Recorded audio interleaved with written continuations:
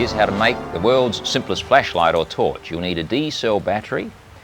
You'll need a square of aluminium foil, about 10 centimetres square, and then one large rubber band, two small rubber bands, and a small light bulb.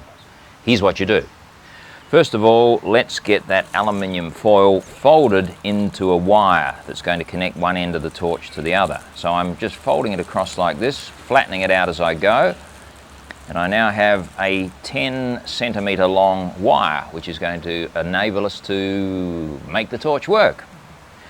So here's what we do next. Take the large rubber band, put it around the top to the bottom of the battery like that, and then you slip in the light bulb at the top of the battery so that it's held in place sideways. There we are. I've used the light bulb with a little magnifier in it as well.